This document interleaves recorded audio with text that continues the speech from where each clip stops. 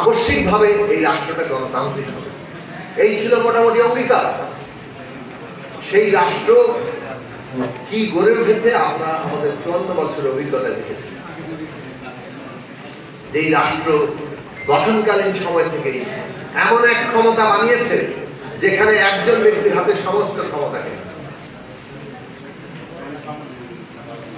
মানে অনেক সময় আমরা সহজে বোঝানোর বলে উপরে আল্লাহ আর নিচে প্রধানমন্ত্রী। বাংলাদেশের প্রধানমন্ত্রীর যা ক্ষমতা, এটা পৃথিবীর কোন দেশের সরকার প্রধানের এত ক্ষমতা নেই। সমস্ত ক্ষমতা তার হাতে, তিনি জবাবদিহিতার ঊর্ধ্বে, সেখানে সংবিধানের ঊর্ধ্বে। এই ক্ষমতার স্বৈরাচারী কাঠামোটাই বাংলাদেশকে বারে বারে একটা ফ্যাসিবাদী শাসনের খপ্পরের মধ্যে ফেলেছে, এবং সর্বশেষ শেখ হাসিনা এইটাকে যে জায়গায় নিয়ে গেছেন, এর চেয়ে আর খারাপ কি বানাতে পারে? তো এই যে একটা ফ্যাসিবাদী ব্যবস্থা, এই ব্যবস্থার বিরুদ্ধে আমরা আমাদের দলের দিক থেকে, আমাদের প্রতিষ্ঠা কাল থেকে বলে এসেছি, আমাদের ছাত্র জীবনের রাজনীতির শুরু থেকে বলে এসেছি যে এই বাংলাদেশে কেবল সরকার পরিবর্তন জনগণের মুক্তি আনে না। যতক্ষণ না ব্যবস্থা হিসেবে একটা গণতান্ত্রিক ব্যবস্থা তৈরি হচ্ছে, ততক্ষণ পর্যন্ত সরকার যদি বারে বারে আমাদের আন্দোলন করে বদলাতে হয় না, নির্বাচনের মাধ্যমে তো সরকার বদল হওয়ার কথা, তো সেই একটা নির্বাচনও করতে পারে। একটা নির্বাচন হলে পরের নির্বাচনে যে নির্বাচন বিষয়ে একটা বিরাট সংকট হাজির হয়। তো এইরকম ব্যবস্থা হতে পারে কারণ হচ্ছে ক্ষমতার মধ্যে যিনি ক্ষমতায় বসেন তার হাতে এত অবাধ সুযোগ, ন্যূনতম কোনো চেকস এন্ড ব্যালেন্স নাই, ন্যূনতম তাকে জবাবদিহি করার কোনো ব্যবস্থা নাই। তারপরে তিনি ভাবেন যে সবটাই তো আমার পকেটে ভরে ফেলা যায়, পকেটে ভরে ফেলে এর পরের বারও আমি ক্ষমতায় থাকবো। এবং সেইটা আগে চেষ্টা হয়েছে বলে শেখ হাসিনা ভাবলো যে এটাও যায়, এবং সে আরো বেশি নিজের বুদ্ধি, রাজনৈতিক বুদ্ধির উপরে খুব বেশি ভরসা তাদের ছিল। আমরা বারবার বলেছি ইতিহাস এইভাবে চলে না, ইতিহাস থেকে শিক্ষা নেন, উৎখাত হয়ে যাবেন, পালানোর জায়গা পাবেন না, যদিও পেয়েছেন একটা জায়গা, কিন্তু এই যে পালাতে হবে এই কথাটা তারা মানে কখনো হয়তো স্বপ্নের মধ্যেও আনতে চায়, বাস্তবতাতে এইটাই। এখন এই যে পরিস্থিতি, এই পরিস্থিতির বদল ঘটানোর বিষয়টা নিয়ে আমরা রাজনৈতিকভাবে নতুন রাজনৈতিক বন্দোবস্তের কথা তোলা হচ্ছে।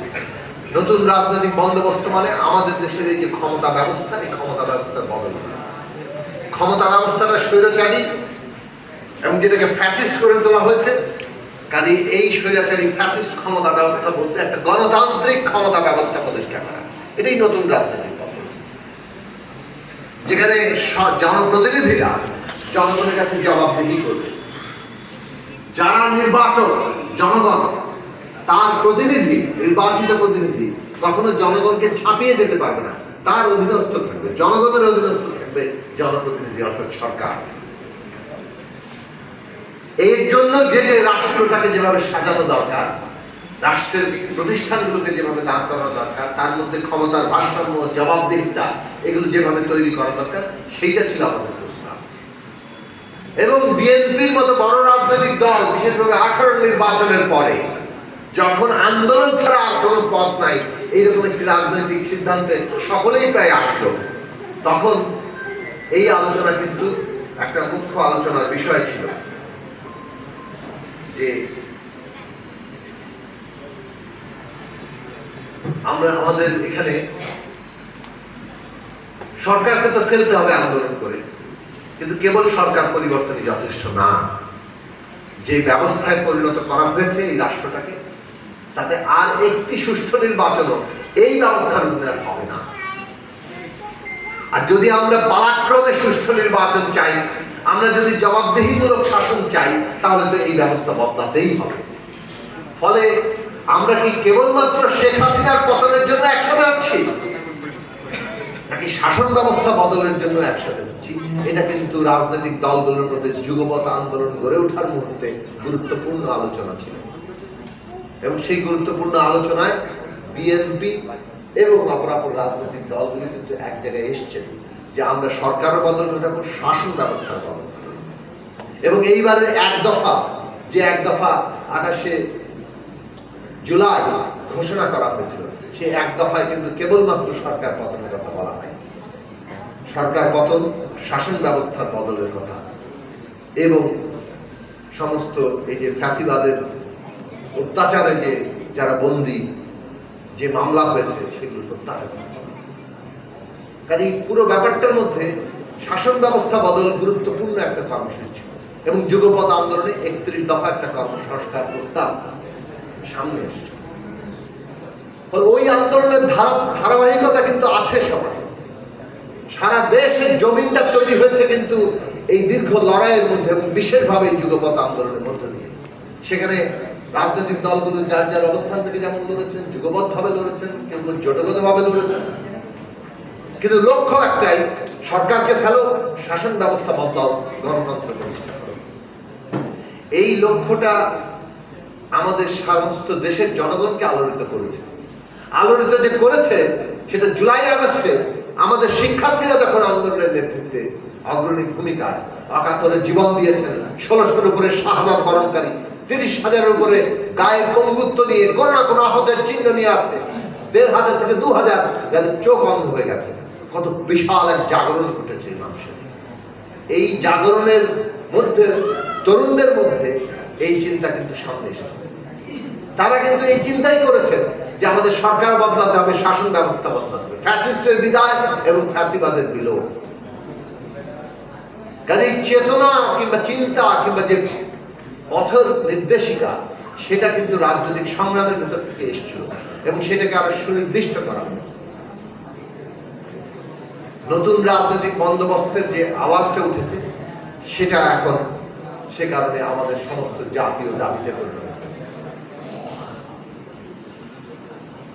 শাসন ব্যবস্থা বদলানোর যে প্রশ্ন, সংস্কারের যে প্রশ্ন, সেটা একটা জাতীয় দাবিতে পরিণত হয়েছে। এটা কারো একক দাবি নয়। এবং অভ্যুত্থান যেমন কারো একক নয়, তেমনি স্বপ্ন আশাকাঙ্ক্ষাও কারো একক নয়। অভ্যুত্থান এই দেশের জনগণ করেছে। ছাত্রদের যে কোটা বিরোধী আন্দোলন, সেই আন্দোলনের উপর অত্যাচার, এটাকে দ্রুত ফ্যাসিবাদ বিরোধী আন্দোলনে পরিণত করেছে। সমস্ত রাজনৈতিক দল, শ্রেণী পেশা, সংগঠন, ব্যক্তিবর্গ, সিভিল সোসাইটি সবাই শেষ পর্যন্ত, এমনকি রাষ্ট্রের বিভিন্ন প্রতিষ্ঠান শেষ পর্যন্ত সরকারকে ডিফাই করে আন্দোলনের সাথে একসাথে হয়েছে এবং এই সব কিছু মিলে অভ্যুত্থান হয়েছে। কাজেই আজকে সংস্কারের দাবি, পরিবর্তনের দাবি, নতুন বন্দোবস্তের দাবি, একটা গণতান্ত্রিক রাষ্ট্রের দাবি, এটা যেমন জাতীয় দাবি, তেমনি অভ্যুত্থানটা কিন্তু জাতীয়, সবাই মিলে। এই যে সবাই মিলে ব্যাপারটা, এটাকে আমাদের রক্ষা করা দরকার। আমরা যদি এখন এই সবাই মিলে জায়গায় কোনো একটা দল কিংবা একটা পক্ষ পুরো এটার কর্তৃত্ব নিতে যায়, তাহলে আমরা বিপদের মধ্যে পড়ব। আমাদের মধ্যে বিরোধ সৃষ্টি হবে এবং সেই বিরোধ এমন এক খাদ তৈরি করতে পারে যে খাদে পুরো জিনিসটা এসে পড়তে পারে। কাজেই আমাদের সর্বোচ্চ অর্জনের চেষ্টা যেমন করতে হবে, কিন্তু ন্যূনতম জাতীয় ঐক্য যেটা গড়ে উঠেছে ফ্যাসিবাদের বিরুদ্ধে গণতান্ত্রিক ব্যবস্থা নির্মাণের জন্য, সেইটাকেও রক্ষা করতে হবে। এই দুয়ের ভারসাম্য যদি আমরা তৈরি করতে না পারি, আমরা কিন্তু বিপদের মধ্যে পড়ব। খেয়াল রাখবেন, 1971 সালের পরে 72 সাল এসেছে। 72 সাল বাংলাদেশ রাষ্ট্র পরিগঠনের সময় ছিল এবং সেই সময় একটি দল সমস্ত আন্দোলন, যুদ্ধের কৃতিত্ব পকেটে ঢোকানোর জন্য জনগণকে অস্বীকার করার ফলে আমাদের রাষ্ট্রটা গণতান্ত্রিক না হয়ে ফ্যাসিস্ট রাষ্ট্রে পরিণত হয়েছিল। আজকেও আমরা যদি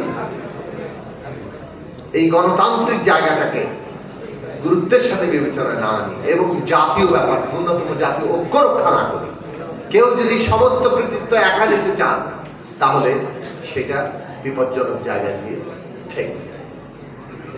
যে আন্তর্জাতিক বাস্তবতা আমরা আছি, যে এমনকি অভ্যন্তরীণ বাস্তবতা, আমরা কেন সংবিধান সংস্কার পরিষদের কথা বলছি? দেখুন, এই যে সংবিধান নতুন করে লেখার প্রস্তাব, সংস্কারের প্রস্তাব আছে, অ্যামেন্ডমেন্টের, সংশোধনের প্রস্তাব।